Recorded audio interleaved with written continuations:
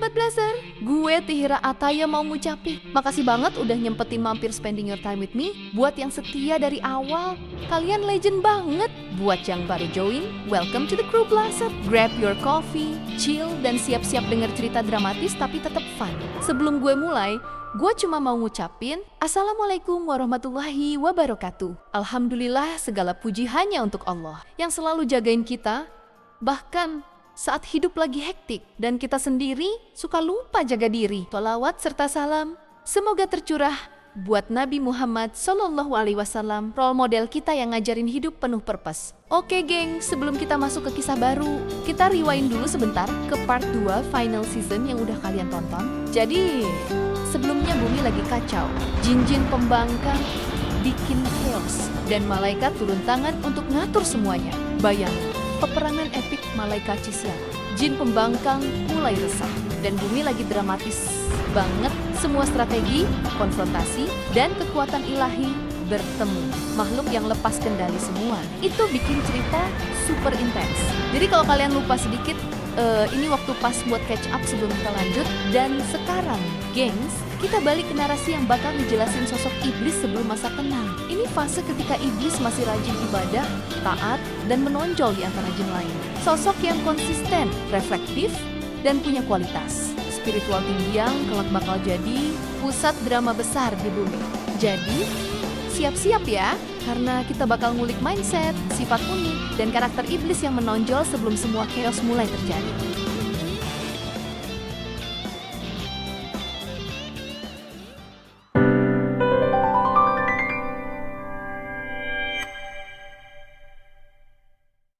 Oke geng, sebelum kita masuk ke drama besar yang bakal nge-shake bumi, kita rewind dulu sebentar ke satu sosok yang bakal jadi spotlight kita. Iblis? Yeah, the one and only. Dan percaya atau enggak, sebelum semua keributan itu terjadi, vibe iblis tuh beda banget dari jin lainnya. Beneran beda kelas. Pertama, let's get this straight. Siapa sih iblis sebenarnya? Di Quran surat Al-Kahfi ayat 50, Allah bilang kalau iblis itu makhluk dari api. Tapi dia bukan jin random yang suka chaos. Tafsir klasik kayak Al-Qurtubi cerita kalau iblis ini punya spiritual awareness tinggi, rajin ibadah, super fokus, dan dikenal karena kedalaman ilmunya. Bayangin gengs, ketika jin lain kadang suka ribut gak jelas, iblis ini malah tipe yang disiplin, deep thinker, don't totally ala bota ibadah, mode on. Lu tau gak gengs, pernah ada satu pertanyaan deep banget, iblis itu satu individu atau nama geng? Jawabannya, dia satu makhluk spesifik. Ulama klasik sepakat, iblis bukan perwakilan seluruh jin. Dia unique entity dan punya peran sendiri dalam kisah penciptaan manusia. Tafsir Ibnu Katsir juga bilang, dia termasuk jin yang taat di awal, kualitas ilmunya tinggi, kesadarannya kuat, dan dikenal luas karena ketekunannya. Lanjut ya gengs, ini bagian yang paling bikin orang kepo. Sebelum dia dijuluki iblis, namanya apa?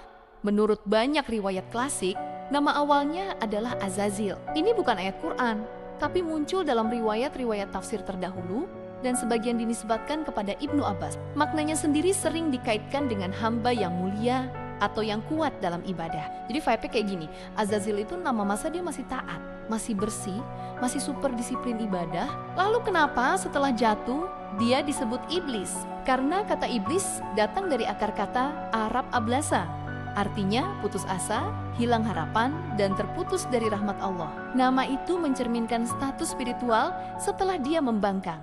Oke, sekarang sesi mikir. Jangan-jangan Azazil itu dulu role modelnya jin?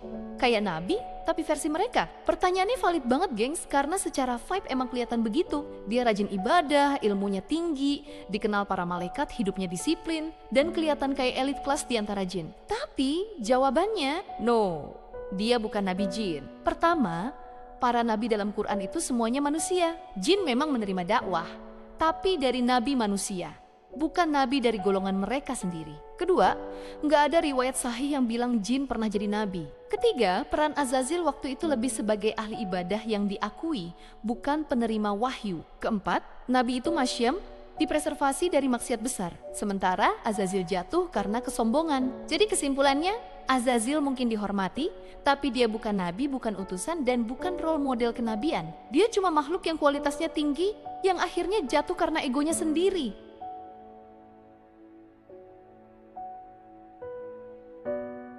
Lo pasti udah familiar banget sama momen ikonik ini. Quran Surat Al-Baqarah ayat ke-34. Dan ketika kami berkata kepada para malaikat, sujudlah kalian kepada Adam. Lalu mereka pun sujud, kecuali iblis. Dia enggan dan sombong, dan jadilah dia golongan yang kafir.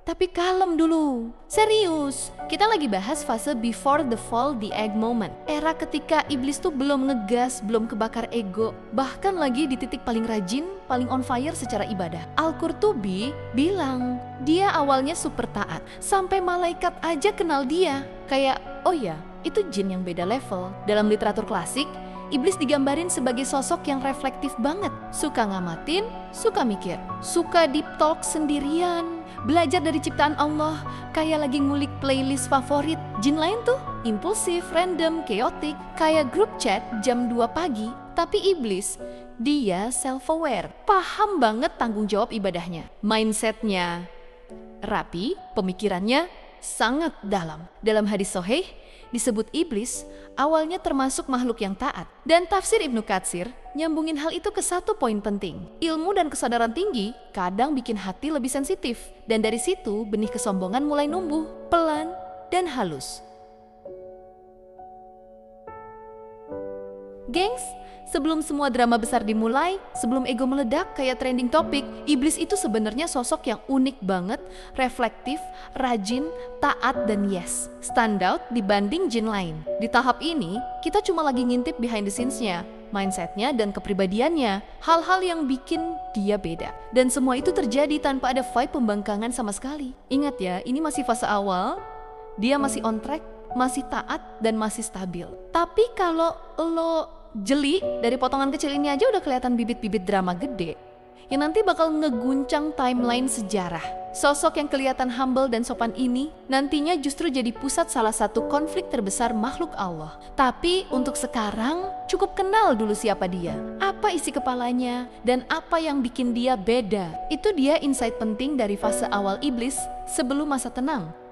Sekarang lo udah kebayangkan type, mindset, dan karakter uniknya? Crazy banget kalau dipikir-pikir. Jangan lupa subscribe, follow, share ke temen lo yang suka deep talk beginian. Klik like kalau lo makin penasaran sama part 2. Dan nyalain notif biar jadi yang pertama ngikutin journey epic ini.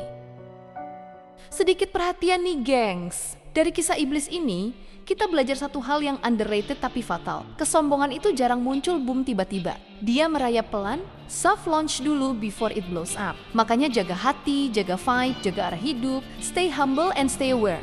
Karena yang jatuh itu bukan cuman yang sengaja sombong. Kadang yang paling rajin pun bisa kepleset. Pernah nggak sih lo mikir siapa yang godain iblis?